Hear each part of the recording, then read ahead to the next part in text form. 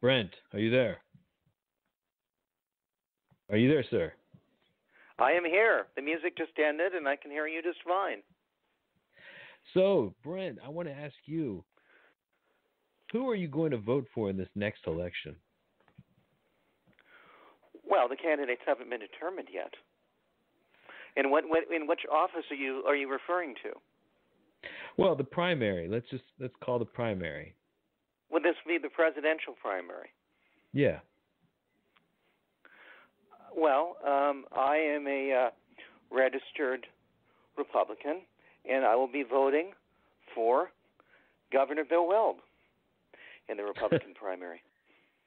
Interesting. So you're not a liberal. I thought you were. I was Why are you Republican? a liberal. Okay. I was a liberal. And what happened is that we had our really, really liberal representative in Seattle, Jim McDermott, who had the nickname Baghdad Jim because he was against the Iraq War before it even happened. He was ahead of his time. He was very smart. He went to Baghdad, and shortly after his trip to Baghdad, which was not popular going to Baghdad at the time, when you remember the United States Congress and Saddam Hussein was in charge, he came to the conclusion we should not go to war, and he was absolutely correct, and even President Trump agrees with him, which was great. And I didn't even agree with McDermott at the time. I agreed with Colin Powell and Hillary Clinton that they had weapons of mass destruction and they could be a threat to us, and that we should go there. So, and you were wrong. Right, I was wrong, and Dick Cheney pulled the wool over a lot of people's eyes, including his own president. So, yeah. So basically, it was Cheney's agenda, is what it was. But so McDermott was correct, and a lot of people, including Hillary Clinton, were wrong. But then it came time for, I'm not a financial expert. I think it might have been Arthur Anderson failed, Bear Stearns failed, and it looked like the entire economy was going to collapse. And when President Bush was president, he bailed out these large financial institutions that had been making terrible investments, wasting people's money, and McDermott voted for that bailout. And when he voted for that bailout, I could no longer support him, and I started to support Ron Paul after that. And then Ron Paul, helped me learn more about the Patriot Act and how one of the conversations that he had with fellow members of Congress is the Patriot Act, I think, only had like one vote against it. Now, there might have been a couple others, very few, said, I can't vote against something. It's called the Patriot Act. Well, what the Patriot Act does is it takes away our freedoms, and the Fourth Amendment of the Constitution guards against unreasonable searches, arrests, and seizures of property. And when the government is spying on our telephone calls, when the government is hacking our emails, looking at everything we put on social media without having our password, that violates the Fourth Amendment. But nobody cares. And the Democrats don't care, and the Republicans care. And who was the only one? Was it Wellstone who voted against it? Wellstone was a senator at the time. He might have voted against it in the Senate. I know Ron Paul voted against it in the House. I can't remember who else voted against it. Very, very few. I think he was the only senator, actually. 9/11. What? Yeah, he was the only senator. Yes, there's very few Democrats that were against the Patriot Act. The only group of people that were against the Patriot Act, were interested in protecting the Fourth Amendment, and were interested in balancing the budget and not having these corporate giveaways, was the libertarian wing of the Republican Party. And so I don't agree with them on a lot of things, but because they're against the Patriot Act, because they believe in auditing the Federal Reserve, and because they don't like these bailouts, I relate to the libertarian wing of the Republican Party. And so I voted for Barack Obama in 2008. I always voted for a Democratic president in the general. except for I asked the Obama campaign at the time whether they would abolish the Patriot Act, and I just got the runaround. And finally, I got a yes. I can't remember from who. I would just ask office after office, and nobody would give me an answer. And then finally, somebody said yes. Well, he voted to expand the Patriot Act. So in 2012, I voted for Gary Johnson. In 2016, I voted for Gary Johnson. And what happened is in 2012, the Republican debates, Gary Johnson was allowed in the first debate, but he wasn't allowed in any of the other debates. And so he left the Republican Party and became a libertarian. And in 2016, his vice presidential nominee was the former governor of Massachusetts who succeeded Michael Dukakis, Bill Weld. And this year, Bill Weld is running as a Republican, and the RNC has pretty much merged with the Trump campaign and will not allow debates, and they're canceling primaries because Weld basically represents the libertarian wing, and the Republicans hate libertarians, and they don't want to see Weld get like 20% and Trump get like 80% of the. They don't want that, and so they had to water down the field more. And a couple other candidates entered.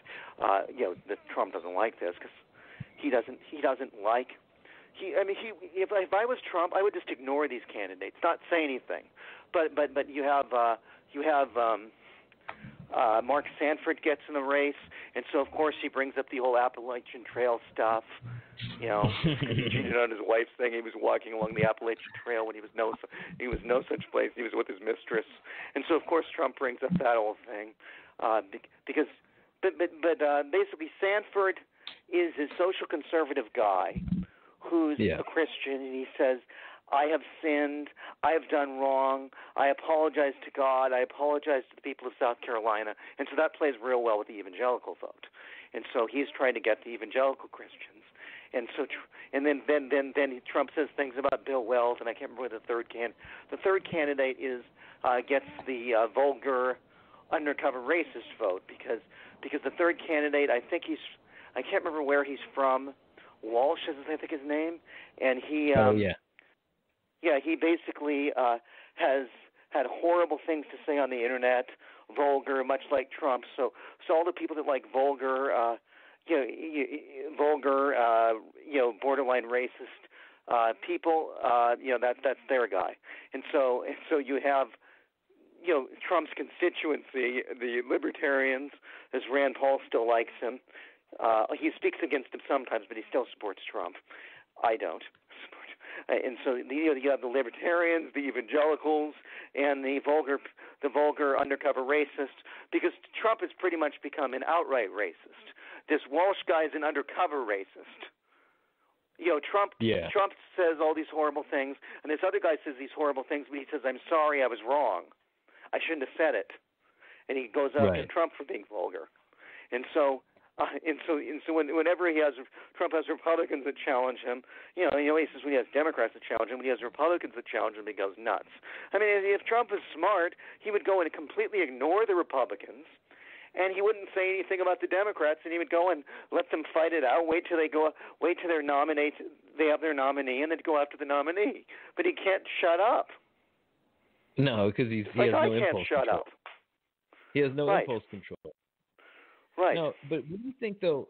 But he's very effective. I think people underestimate his power. Once he gets you in the campaign, he is going to stomp on your ass, and he's very good at that. That's true. I mean, he's a great promo. Let's face it. Yes, he definitely is. However, Hillary has been unlikable by a large segment of the population. She was the worst since she was First Lady of Arkansas. The people in Arkansas didn't like her. She wouldn't take her husband's last name at first. She was Hillary Rodham. She was, she went to Wellesley College. She's from a wealthy family in Chicago, and the people of Arkansas didn't like her. And then she went national, and she took the name Hillary Rodham Clinton, and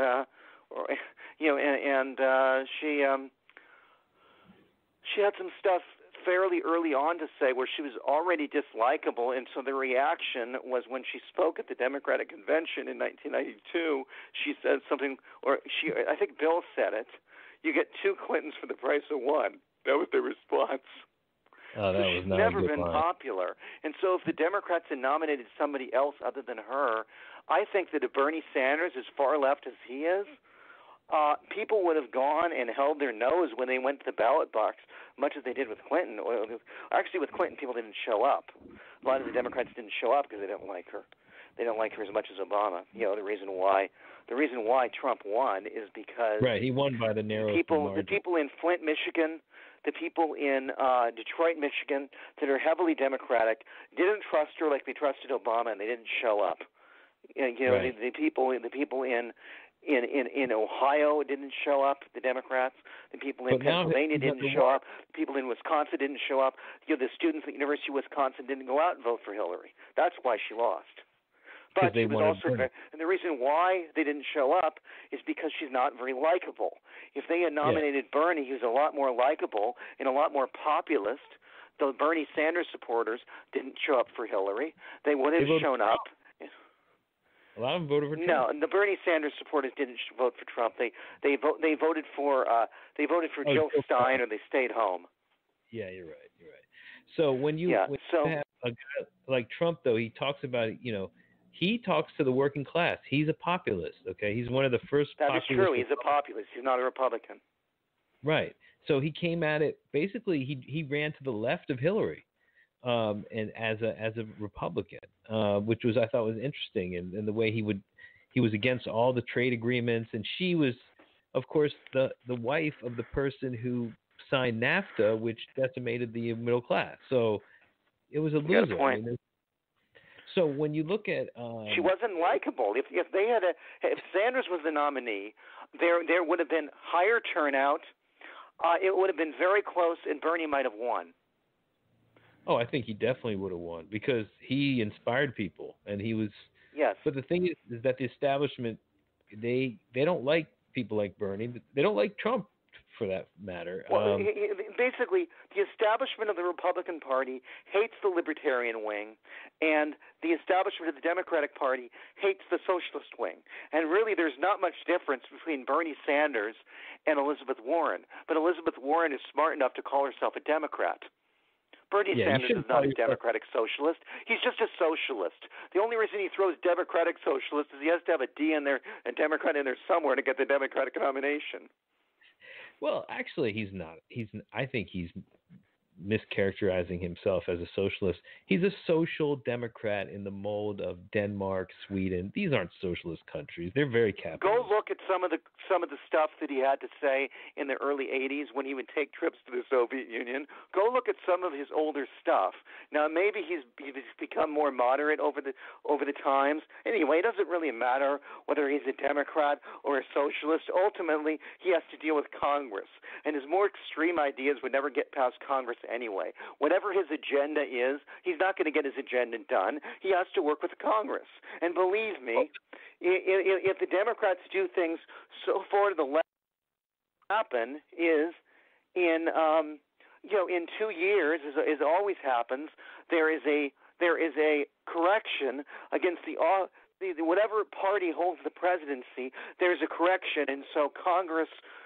The opposite party of the president will pick up seats.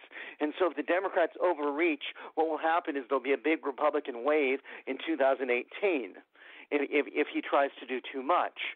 And so the most he can have is if there's a huge Democratic wave in 2000, if Bernie Sanders is the nominee in 2000, not the nominee, if Bernie Sanders is the president in 2021, and there's a Democratic wave, what will happen is they will pass a massive amount of legislation, which will be so abhorrent to the majority of the American public that there'll be a massive Republican wave in 2022 in November to reverse a lot of that legislation. But don't you think that Obama, for example, he did not? It's not like he was some kind of raging socialist, but he was labeled as one. He was a pretty moderate guy. Yeah, that's not fair. He was not a raging socialist. and most of the time he had a Republican Congress to deal with, so he couldn't get as much done as he would have wanted. I think he only had 2 years. I think he only had 2 years with a Republican House and Democratic House and Senate. He had basically 9 months because Ted Kennedy died. That's when and then he lost that vote. So he had a very slim majority, and he passed Obamacare, which was not a liberal plan. And so it was Mitt Romney's plan from Massachusetts. It was the Republican alternative to single payer. Well, yes, but Romney said himself he felt that Massachusetts was a liberal state, and he felt that plan was good for Massachusetts. He did not feel that it was necessarily good for the entire country because the rest of the country is not as liberal as Massachusetts. I mean, look at Michael Dukakis. Michael Dukakis was popular in Massachusetts. He was a 3-term governor, but he certainly wasn't popular when he tried to run it nationally. That's true, but when you look at what they really had, what it should have had was a public option that would have competed, for you would have been able to stay on your private plan and pay a lot, or go to your a public option that the government would provide, similar to Medicare, and you could decide which one you want. Do you want to pay a little more, or you want to pay almost nothing for the government plan? I agree with that. I think that's a good idea. I think that going all abolishing private insurance is a horrible idea. I think that adding a public option is a good idea, but the only way that's going to get done is if the Democrats control the House, the Senate, and the presidency. And even then, if they only have 59, if they only have 59 senators, Mitch McConnell will organize a filibuster to prevent it ever getting to the president's desk. Oh, they're going to blow up. The Democrats are going to blow up the filibuster when they get in, I think. I don't think it's a good idea because the Founding Fathers, the filibuster is overused, no doubt about it. It's totally overused, and it's breaking our government. It was designed to be something that was used pretty rarely. However, the Founding Fathers wanted the filibuster in the Senate because they did not want the majority to basically become tyrannical. And and the minority would be completely irrelevant if everything is majority vote. And so abolishing the filibuster is a bad idea. You just see what happened to the Supreme Court when you have no filibuster. I know. You used to have 60 for Supreme Court nominees, and that worked out pretty well. You like these nominees? No, it worked out well when you had 60 to approve for the Supreme Court. Right. And if you had 60, Kavanaugh would not have gotten approved, and neither would Gorsuch. Right, but do you have a problem with them, or what is your view on them? Oh, I don't like Kavanaugh, for instance, because I believe that he lied. I mean, all he would have needed to say is, listen, when I was in college, I was a little spoiled rich schmuck, and I did bad things, and I'm sorry. I'm not like that anymore. I mean, sure, I might still drink, but I have control over it. I'm an adult now. You look at my accomplishments on the bench over the last 20 years, and I've gained a great deal of respect from a lot of people. I'm not that same person anymore. I'm sorry, Miss Ford. I'm sorry I did a horrible thing to you, but I was just a 19-year-old kid. I'm not like that anymore, and I'm sorry. He could have said that, but he didn't.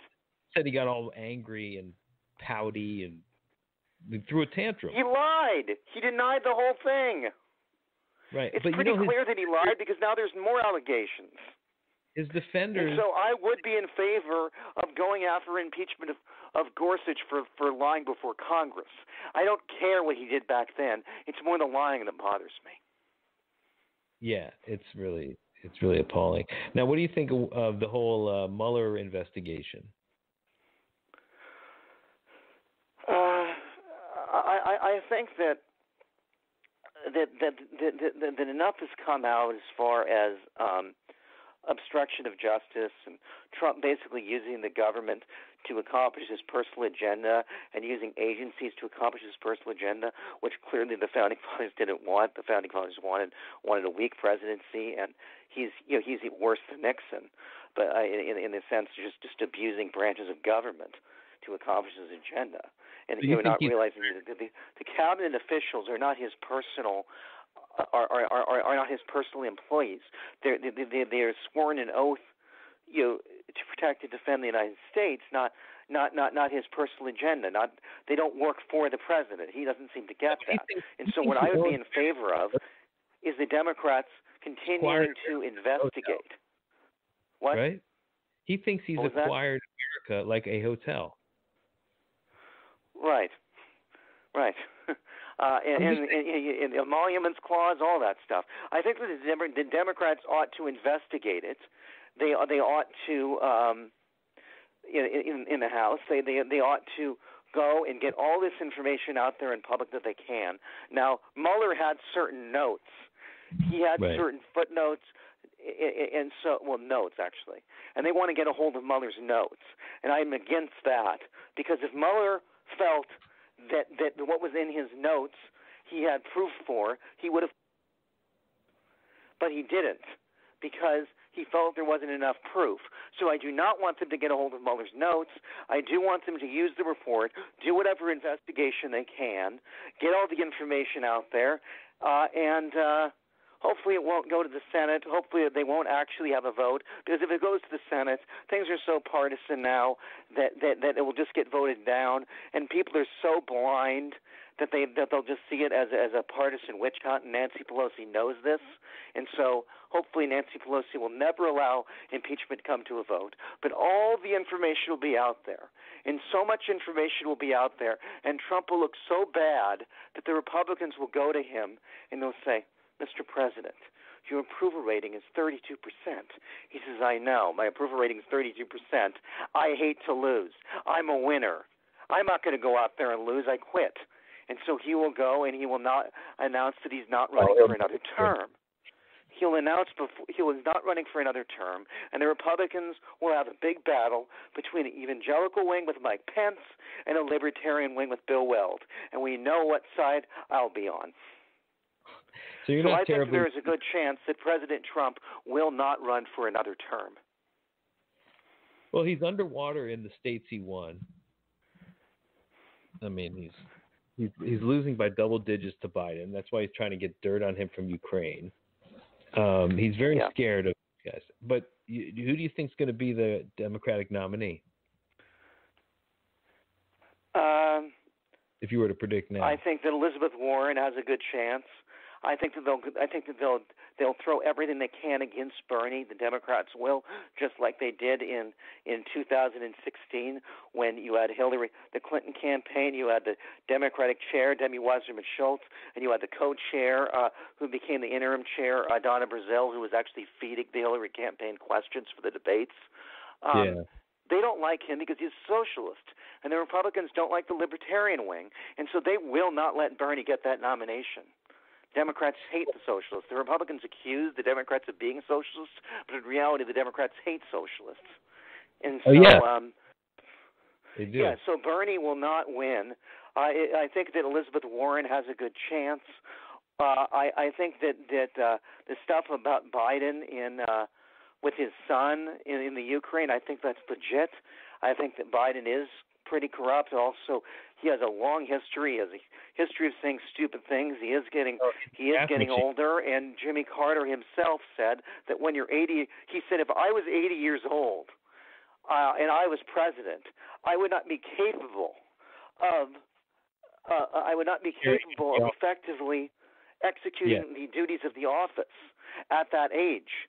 And so Biden, even Trump would have the same issues. So I think that there's a good chance there will be a moderate that will win the nomination other than Biden, somebody who's doing very poorly in the polls, because Biden will suffer from his own mouth, will suffer from his history, will suffer from the Ukraine thing, and there's a good chance that another moderate could emerge. I happen to like Amy Klobuchar myself. Yeah, she could be a sleeper candidate, although she's not. I mean, I think she's doing terrible in the polls right now, but we're months away from Iowa. And so we really have to wait until Iowa and New Hampshire and South Carolina before we really see. And a lot can happen between now and then. I mean, Warren, when the right now, name recognition has a lot to do with it. And early on in the Democratic process in 2004, do you know who the overwhelmingly front runner was? Joe Lieberman, because people knew who he was. Yeah, he felt you know that? Yeah, Exactly. so when you're looking at policies, though, you're somebody that you're Republican for what reason? I'm a Republican because I don't like the Patriot Act, because I because I believe in abolishing the Federal Reserve. I don't like these bailouts of banks and investment companies. That's why. And I think that the Republicans. Trump was a populist. He didn't care. George W. Bush was a neocon. He didn't care. Obama didn't care. But there's very few Republicans that truly care about a balanced budget. But I think that you're more likely to get a balanced budget on the Republican side than the Democratic side. Now, granted, the last president to balance the budget was Bill Clinton, but that's because he had Newt Gingrich, who was Speaker of the House. He had Bob Dole, who was the Majority Leader. He had Republicans that controlled the House and the Senate. And so when you had that combination, that's how we balanced the budget: the Republicans and Democrats together. Right, but the thing about the Republicans and also some of the corporate Democrats, and this is why Trump got in, is that they are not really interested in helping the middle class. They're interested in helping the elite. They've just been doing it ever since we really moved away from a very middle class society into a top heavy society over the last 40 years, and it was usually Republican policies that got us there, though. Like the trickle down economics and those trickle down, yes. The Republicans believe that it is the job of private individuals to help the poor, the destitute, the people with problems, the mentally ill. It is private businesses' job to do that, and the Democrats believe it. And so that's the fundamental difference. And that Republican idea that it should be private individuals to help, that's not why I became a Republican. And in the general election, for president, I've never actually voted for Republican. I always voted for a Democrat in the presidential general election until the last two elections, when I voted for Gary Johnson. Now, we will see who the Democrats nominate, who the Republicans nominate, and if I don't like either of them, then I'll vote for the Libertarian.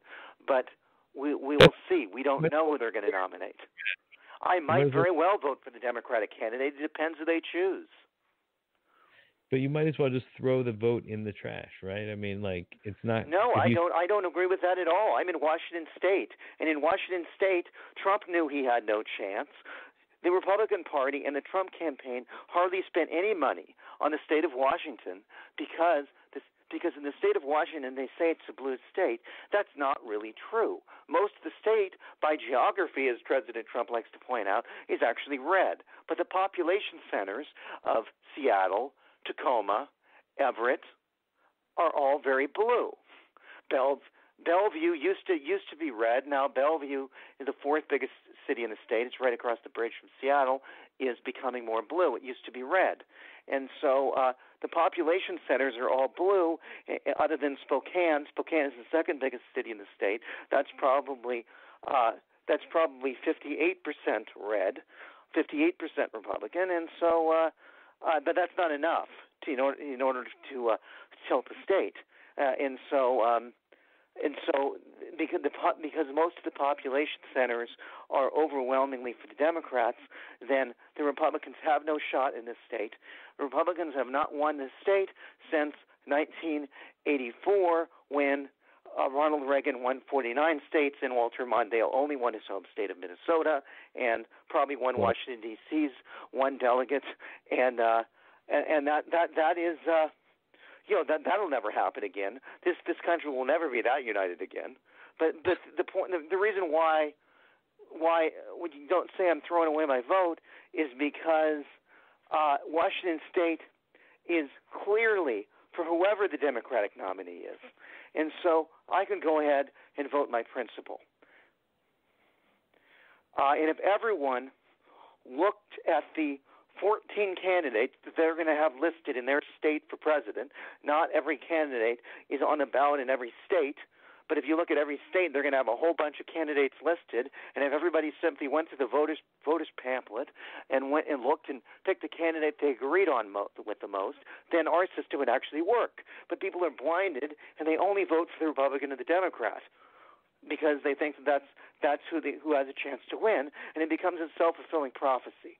If everyone could just go and take their blinders off and simply vote for who they agreed with, then our system would work. If you look at George Washington, he warned against a party system. He didn't want it.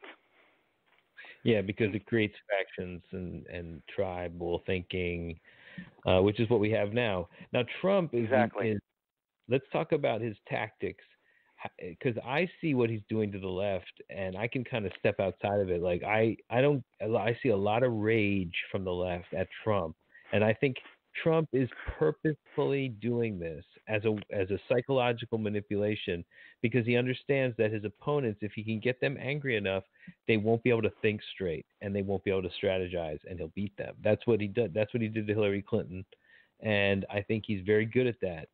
And you can see that the entire left is going insane hating him. Have you noticed that? Yes, I agree with that. But do you think that if the Democrats nominate somebody who's more likable than Hillary Clinton, then they might have a chance? Now, if you listen to Bernie Sanders and Elizabeth Warren, I think that Bernie is more pleasant to listen to, just comes across as more likable. If you listen to Elizabeth Warren compared to Tulsi Gabbard or compared to Amy Klobuchar, I have to me, it's much more pleasant and calming to listen to Amy Klobuchar than and Tulsi Gabbard than it is to Elizabeth Warren. Do you think that the American public, do you think Elizabeth Warren is very likable? Do you think the American public can listen to her speak? Certainly more than Hillary Clinton, because Hillary Clinton had a very terrible... Do you think that she's more likable than Hillary Clinton? Oh, definitely. And she's also more trusted on the liberal side. The liberals never liked Hillary because they thought she was a sellout, a corporate... That's true. And she was. She took $300,000 for a speech. I mean, and then she wouldn't let people read it. She took $300,000 for a speech before or after she ran for president. It was right before. And yes, it's like I do recall that. Yeah. Yeah, and like she wouldn't publish the speech, and I remember Bernie kept getting on her case about like, why won't you publish the speech? And it's because she was basically like sucking them off in the speech, and she's not real. I mean, she said she was totally for the TPP, and then she went against it. You know, the free trade stuff. Yeah. Right, and this is why the liberals, the Bernie supporters, the blacks in Michigan, in Pennsylvania, and in Ohio didn't turn out for her, and she lost by a very slim margin. And this is exactly why they don't trust her.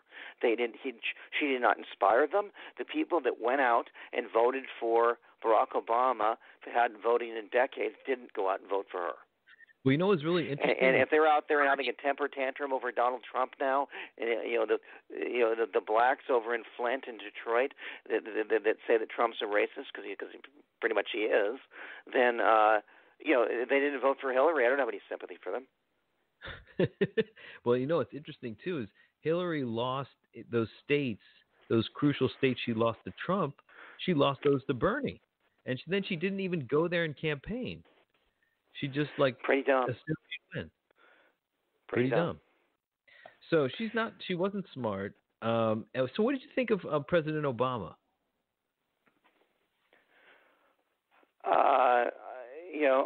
I didn't like the deal with the Patriot Act. I thought I mean, Trump's a compulsive liar, but Obama misled and lied some too. But I thought that he was didn't have a lot of experience in the Senate, and so he wasn't very good at negotiating with the Republicans and getting something done. His largest accomplishment was Obamacare, which he forced through when he had a Democratic majority in the House and the Senate. And I think that Obamacare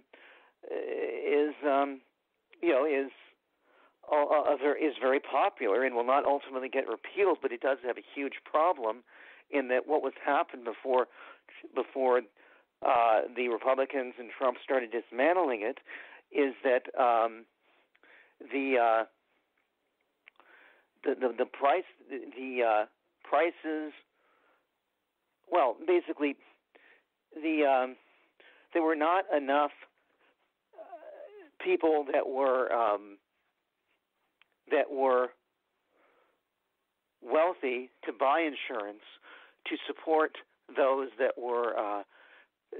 couldn't afford insurance and were getting the free insurance. There were not enough people buying in, and so what was happening in a lot of states is these exchanges. There was no competition. There was only one insurance company on the exchange, or in some cases zero. So during the end of Obama's term, it was already failing. And so if you could go and add a public option in there, or figure out some way to have it be financially solvent, that would have been better. But what do I think about Obama? I think that he's likable. He's a gentleman. He did his best. He tried to help people. He was fairly popular when he left office. I think Bill Clinton was a much more effective president. Bill Clinton was was a polished politician, and when he got his huge rejection in 1994 with the contract with America, and the Republicans took a lot of seats in the House and the Senate. Newt Gingrich became Speaker of the House, and Tom Foley from Spokane, Washington, was the first sitting Speaker of the House in a long time to actually be unseated. Lose his congressional seat to a guy named George Nethercutt, who nobody's ever heard of outside of the state of Washington. Clinton went and took those 2 years, negotiated with Newt Gingrich, the Speaker of the House, and negotiated with Bob Dole, who later on was running against him for president, was also majority leader. So he was negotiating with him and running against him for president at the same time, and then he beat Bob Dole badly. Now that guy was a good politician, as he could go and work with the Republicans, balance the budget, get stuff done, and then ultimately win a second term, be impeached due to lying, and and continue to get stuff done and leave the presidency after impeachment with a 70+% approval rating. He was an effective president. But it's interesting because, I mean, the Republicans at that time were willing to work with a Democrat. And with Obama, they made a calculated decision that they were going to make him look ineffective. And they did so by not. Didn't Mitch McConnell say our number one goal is to make sure President Obama doesn't have a second term? That's not the way government's supposed to work. But they hated Bill and Hillary Clinton too. They hated them. But the average Republican hated him. And Newt Gingrich said that he hated him. But apparently behind closed doors, Clinton knew how to charm Newt. And I think behind closed doors, Newt didn't hate him. And anyone who actually met Clinton behind closed doors, he was very charming, and they actually did personally like him. Just like Tip O'Neill and Ronald Reagan personally liked each other. Reagan was extremely conservative, and Tip was extremely liberal. And Chris Matthews wrote a book called Tip and the Gipper. And Reagan would present a conservative idea, and Tip would say no, and Tip would present a liberal idea, and Reagan would say heck no, and they would no, no, no, and then they would go and they would agree on something, and they would go out for scotch. We need that today. We do, and the thing is that maybe that is Obama's failing in the sense that he wasn't that great at like charming people behind the scenes in the way that Clinton was. So it's a skill. It's a skill. Now Biden was supposed to be the guy to do it because he's a glad hander. But I guess yes. It looks like he got rolled a lot. It looked like it didn't really work for him. Yeah, Biden was personal friends with McCain, and he spoke at McCain's funeral. And one of the stories that he told was his Democratic colleagues would get so mad at him. Why are you standing next to John McCain? Why are you buddies with him? And McCain, McCain would get the same thing from the Republicans. So yes, if Biden became president, that would be a strength of his. Is he would have his smile, and I actually think that was a strength. People go after him for it, but when you had that senator who's a blatant racist, who he was talking about negotiating with in the 1970s, you have to negotiate with those people because he does have a seat. He does represent the views of his state, and there's only 100 senators, and some of the votes are close, and so you have to negotiate with people that you think have abhorrent positions or even abhorrent people.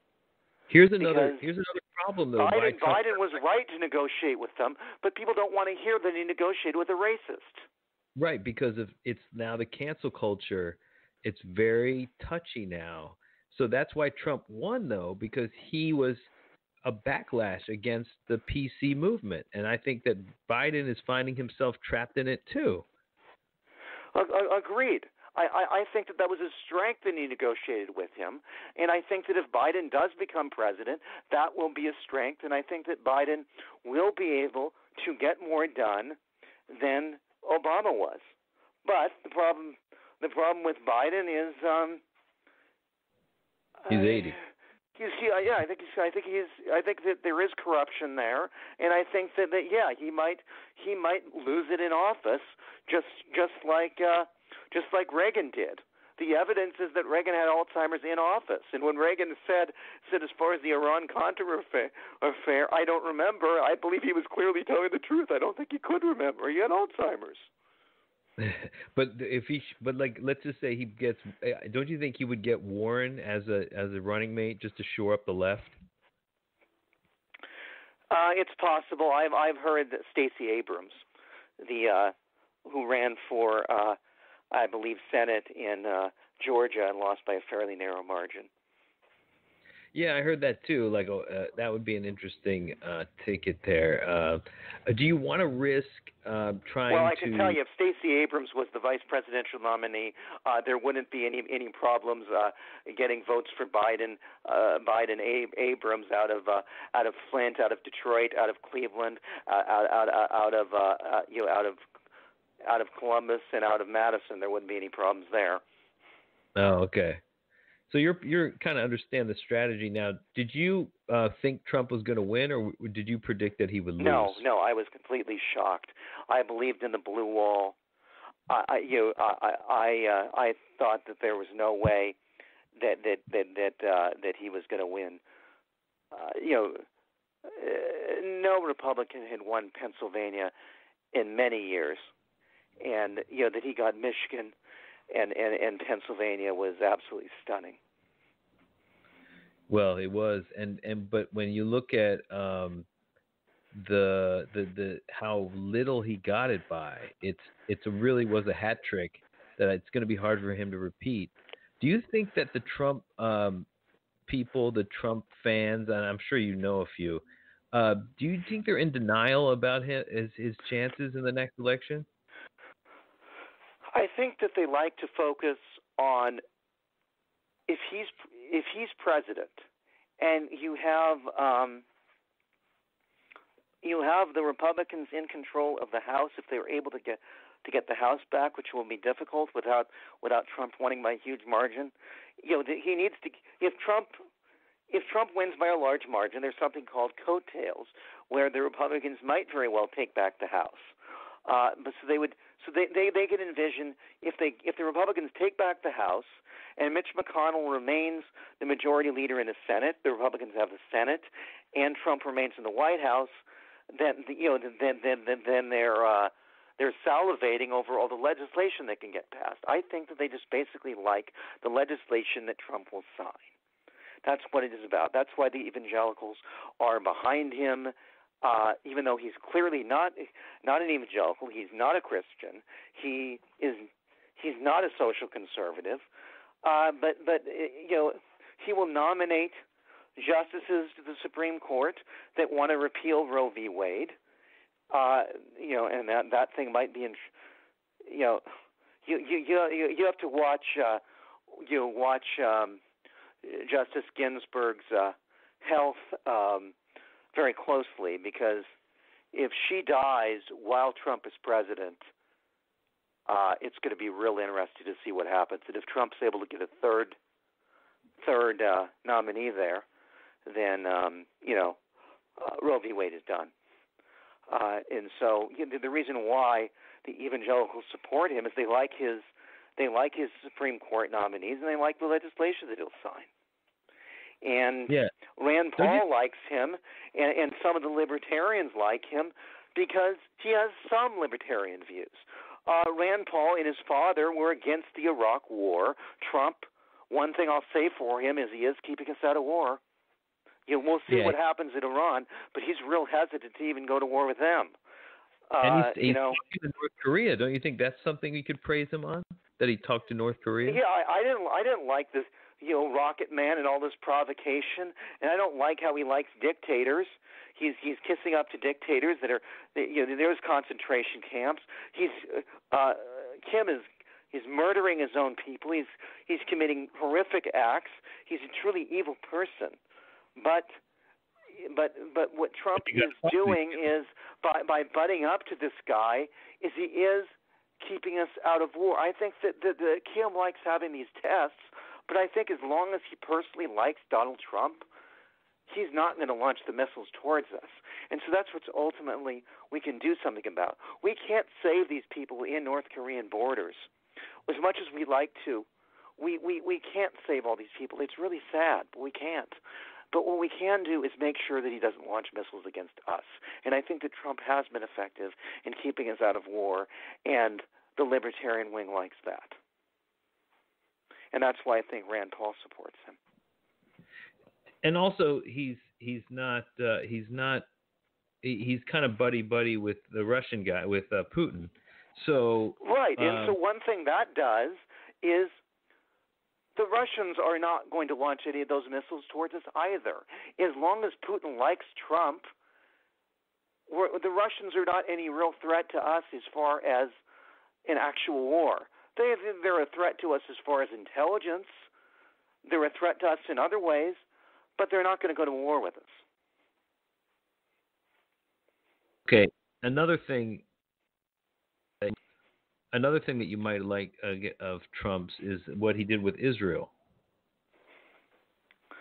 I'm not a fan of Netanyahu and Likud. I'm not a fan of having the embassy in Jerusalem because it is going to anger the world. It is inflame the situation there. I'm happy if Gantz and the Blue and White Coalition are able to get the majority in the Knesset. We'll see how Trump reacts then. We'll see how much he likes Israel then. That'll be interesting. I think he likes Likud. Don't you think that the evangelical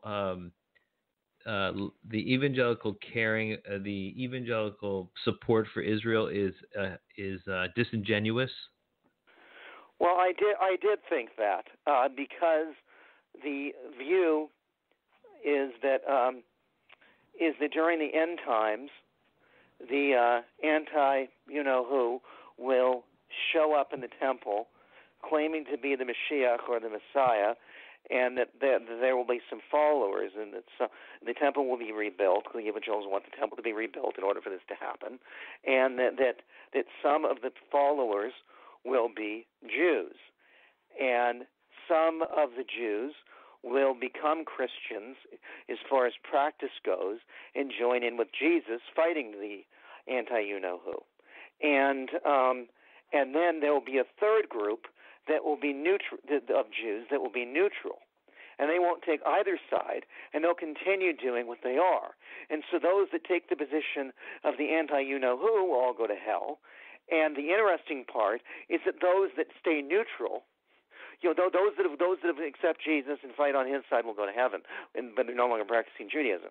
Those that just continue practicing Judaism, do as they are, don't change, don't take a side, they're going to go to hell too. And so that's not a very positive view that the evangelicals have towards Judaism, truly, because they either become Christians or they go to hell in the end. And so I used to think that, but then I heard an evangelical Christian pastor point out what Balaam was forced to say. Was basically, he said, it says in what Christians call the Old Testament and what we call the Hebrew Bible, blessed be those that bless them, and cursed be those that curse them. And so this evangelical pastor was saying the reason why we support Israel is it says in the Bible we are supposed to bless them. We are supposed to support them, because if we curse them, we'll be cursed. And that's a very strong point.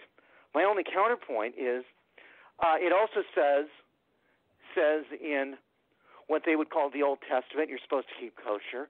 It also says that you're supposed to not wear certain fabrics together. It says a whole lot of things which they don't believe you have to do, because the Christian point of view on anything, it says in what they would call the Old Testament is you're supposed to study it, but you don't have to do it anymore.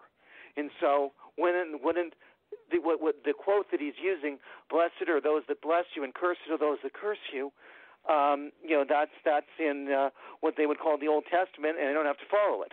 And so that's the inconsistency there. It also says that this covenant should not be replaced, and is everlasting. And somehow the Christians have a view that apparently it's not everlasting, and apparently it was replaced. And so if it was replaced, then it was replaced, and so you can't go back to it and say it says this. That's the only counter argument.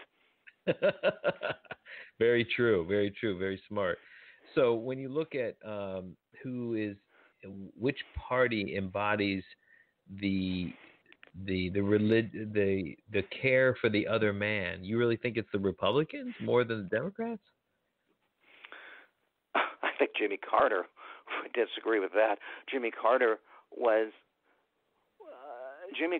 and probably George W. Bush in modern times were the most religious presidents there are. Jimmy Carter's a Sunday school teacher to this day. Clearly both sides. He wasn't a good both sides president. have a very religious wing to them, but the Republicans tend to stress things like anti-abortion, and the Democrats tend to stress things like Jesus, about helping your fellow human being. And right. there are religious wings on both sides. It just is a matter of what they choose to emphasize. But you're a Jew, I can say that. Yes. And you are a practicing Jew, right? Yes. So what sort of label do you give yourself in terms of, like, are you Orthodox? Do you wear No. I'm a Reformed Jew who tends to embrace more tradition rather than less. And the problem that I have with Reformed Judaism is halakha is Jewish law. And Jewish law is basically, if you read what you would call the Old Testament, whenever it says do or do not, that's considered a commandment. And some of those commandments applied only when the temple was standing, a couple hundred of them. So you would eliminate those. And of the ones that are remaining, you're supposed to either follow them, or the ones that say, for instance, if this if the Amalekites, the descendants of Amalek, your enemies, you were to kill them, and the women and the children too, and so they say that, so some of the extreme ultra-Orthodox Jews say that the Palestinians and the Arabs and the Muslims are descendants of Amalek, and so you should kill them and kill the women and the children too. And the vast majority of Jews say no. And so, if you look at ancient times, the death penalty, you're supposed to implement the death penalty in a number of cases, but they said, well, you have to have 20 witnesses, and this has to happen, that has to happen. So they set up enough conditions to where you don't actually carry it out. And so, but essentially, unless you come up with a legal game to not follow these commandments, you're supposed to follow them. Whereas the Reform came along in Germany in the 1850s, I want to say, is when the Reform movement started during the Enlightenment, and they basically says no, Jewish law is not mandatory. Halakha is not mandatory, and they also had the idea, much as the scholars did, that the Bible, the Hebrew Bible, was not given by God directly to Moses on Sinai. The Torah was not given directly by God to Moses on Sinai, and Moses did not directly write the first 5 books of Moses. Was not written by Moses. It was written by various authors much later over a period of time, is what the Reform agree with the scholars on. And so it is if you talk to some Reform rabbis, they will say the Exodus probably never happened, and a lot of the stuff never happened. And so if you don't have to follow Jewish law, if the Exodus never happened, then why is there a God? I have a problem with Reform Judaism in that sense. But don't you think that the notion of a God is very primitive? I mean, or do you believe in God? Well, I think if you look at the evidence, there is clearly a God, because if you look at it from a rational point of view, how to survive, there's no point in ethics. You just go, you do whatever you can to survive. You look out for yourself.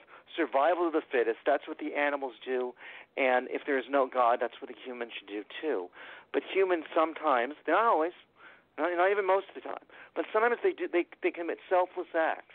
Sometimes they do things that don't help themselves but help other humans. And and sometimes humans feel guilt. Other animals don't feel guilt. Why do we have a conscience? Why do we go and we do things that help others and not ourselves? There's something that is clearly different about humans, and I think the answer to that is pretty clear, why humans are different. Do you think, though, that there's going to be, I mean, what's going on in our culture, though? Like, why are we so divided? Because God has given us free will, and we choose to be this way. We can choose good or we can choose evil. We can choose to work together or we can choose to be divisive. This is our choice. It is our choice we were told that we're supposed to take care of the earth, and we can also choose to destroy the earth, which is what we're doing. Well, that's another thing that's really that's the thing that really triggers me, and I suspect that he does it on purpose. Is like every day there's a new story of some environmental bad shit that Trump is doing. Have you noticed that?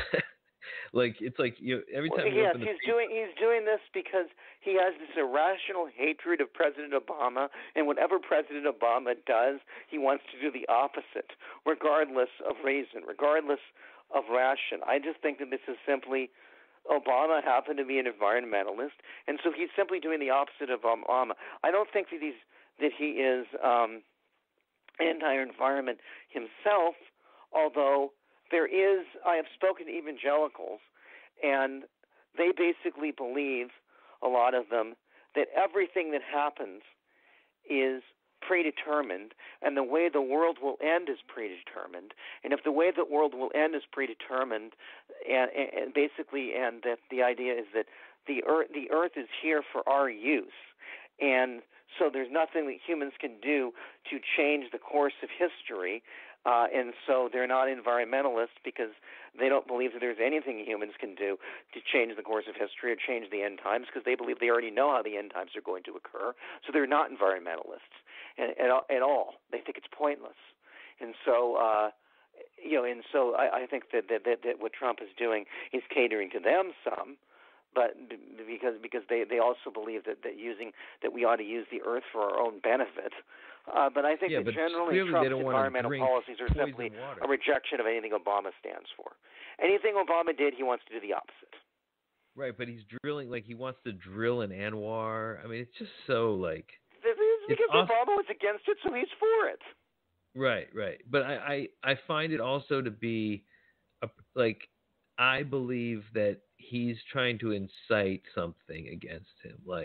And I'm surprised somebody hasn't tried to, take him out. But, what happens when somebody really takes a sincere shot against Donald Trump and then, they're arrested and then he starts to crack down on his opposition? What happens then? What happens to those camps?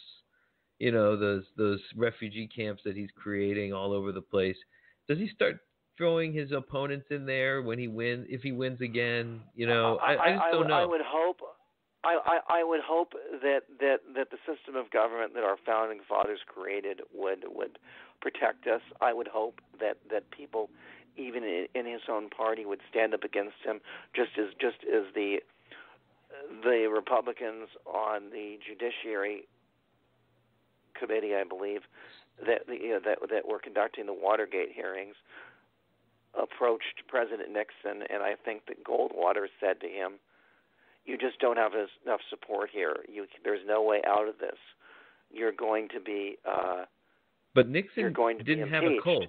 And he said to Nixon, "You don't have their support, and you don't have mine either." Barry Goldwater said this, and Nixon resigned. And so you would hope that there would be Republicans of courage that if Trump tried something like that, they would say he ought to be impeached. The difference today is, though, that Trump is a cult leader. He's like a Charlie Manson to these people. So Nixon was extremely popular at one point as well, but eventually he did enough where even the Republicans couldn't support him. No, but you have to understand, the behavior of President Trump is the behavior of a very canny cult leader. Now, all this thing about, remember when he first came in with the crowd size, and he was like, "Yes, nonsense." Yeah, no, but it was purposeful. The whole idea is black is white. It's like that is what a cult leader does. If you lie enough, then people start to believe it. If you keep repeating the lie. Well, no, you start to know who's your reliable cult leader, because the cult leader will lie for you and also believe for you. And then you start to weed out the people, you can tell the people on TV who's for you because the ones who defend you will be your team. And it's just like they manufacture this cult mentality, this besieged mentality that everybody's attacking Trump, they're trying to take him down. And they're creating this idea that Trump is this hero fighting against the establishment while they're trying to take him down. That's the narrative that they're using. Right, but this, if this continues along this path, by the time you get to the Republican convention, his approval rating is going to be 32%, and the Republicans will not nominate him, and he hates to lose. He won't run for a second term if he sees that approval rating is so low. He does not want to have an election where he's going to have 150 electoral votes. He does not want to have that type of humiliation. But no president has lost with the economy doing as well, supposedly. I don't think it's doing well. Oh, that might collapse too, and that brings me to a point. I hope the economy continues to do well. President Obama said, "I hope you succeed, because if you succeed, America succeeds." And there's a lot of Democrats that want the economy to fail just so he will lose. And they might get their wish, but I hope that doesn't happen, because it's not good for America if the economy collapses. No, I think what's happening is they're trying to talk it down to hurt Trump. And and Yeah, they because start talking about it. that's just dumb. It's wrong because it's good for America if his policies succeed. Yes, and so the economy, under most people's perception of it, has been doing pretty well. Yeah, but if So you look at some indicators recently, I'm no economist, but like recently there was a crisis with the overnight lending rate with banks. Watch this. Things might be collapsing, and even Trump is afraid right now. But we will see with the economy. But even if the economy is good, if Trump continues to do this behavior that you're describing, his approval rating will drop from 38% to 32%. I mean, do you think that if he sees himself and realizes himself, his approval rating is so low that if he gets the nomination, he will lose in a landslide and be humiliated? Do you think that he will run, or do you think that he'll just declare victory after 4 years and walk away, as he hates losing, he hates being humiliated?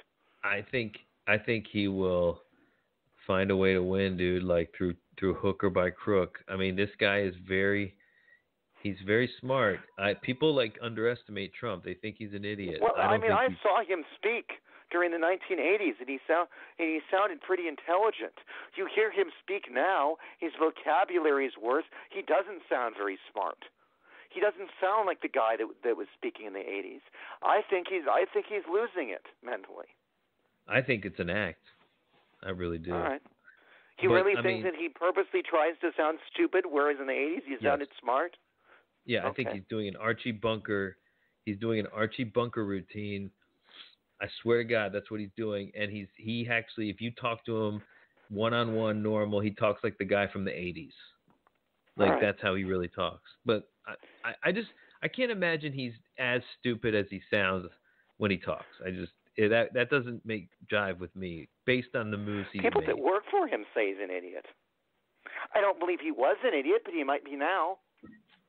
Okay, so you're feeling that he's declined mentally, yes. and yes, but yet he seems to be pretty Teflon so far. Yes, he does. He does have a sense. He has a sense of people, and he has a sense of people's worst instincts, just like that old Democrat George Wallace had.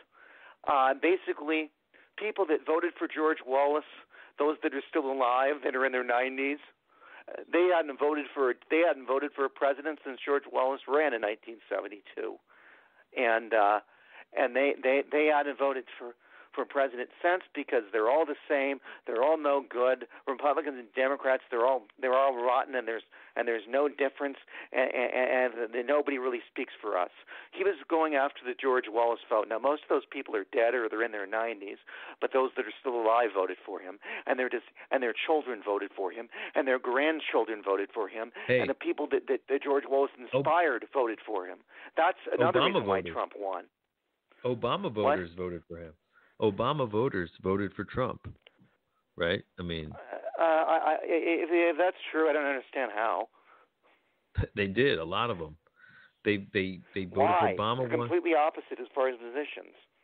Because he promised a change. He promised hope. It was a very similar campaign. So the Obama voters, were they disappointed with President Obama and say, well, we voted for him, we didn't like how that worked, so they didn't think try Hillary. Something different. Is that what happened?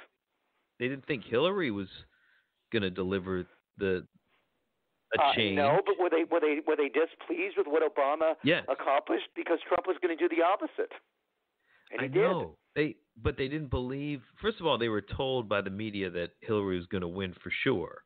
So a lot of them were just like, well, why should I vote for somebody I don't like if she's going to win anyway? A lot of people had that notion. Now I think people are going to be like, no way. I mean, I can't imagine anybody voting third party though at this time. I might very well vote third party, but we'll see what the Democrats nominate. I haven't decided what to do yet. But you're not against Elizabeth. Would you vote for Elizabeth Warren? Yeah, I don't know whether I would vote for Elizabeth Warren, but I don't want to hear her speak for 4 years. I can tell you that. You know what she was a Republican? I don't know. I don't know what 47? I would do. It's too early. You know she was a Republican. I'm not even convinced that Trump's going to get the nomination. because I really believe that if his approval rating is below 35%, the Republicans will force him to drop out, and he will want to drop out. Would you agree he doesn't like to lose? Now you might be right. He might be like Kennedy, whereas Joe Kennedy had ties with the mafia, and the mafia worked in the state of Illinois and in the city of Chicago to make sure that he won the state of Illinois. And Kennedy beat Nixon in the state of Illinois by a very slim margin. And that election was extremely close. And I believe if Nixon had won Illinois, there would have been President Nixon. And so it's possible that Trump can get chicanery going on and to pervert the levers of justice. And he could win, just like Joe Kennedy corrupted the 1960 election. Right. It is possible. So, but do you think that Trump will go? You think he'll bail out? I think remember, he ran against Hillary Clinton. It depends what his approval rating is. If his approval rating is 40% or above, he will run. If his approval rating is below 35%, he will not. Okay.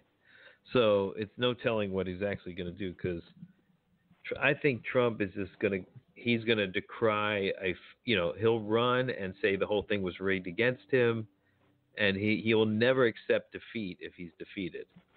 But he knows in his heart that it's a humiliation. He knows in his heart that he will legitimately have lost, and he will not be able to deal with that, and so he would not run. If he knows, he knows what happened in the 2016 election. He knows how close it was. He knows he lost the popular vote, and that eats at him.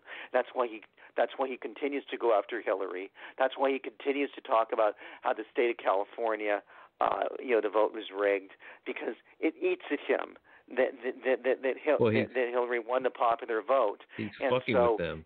Big time. He knows how slim he won the presidency by, and it bothers him. And so, if he loses big, he might say it was rigged.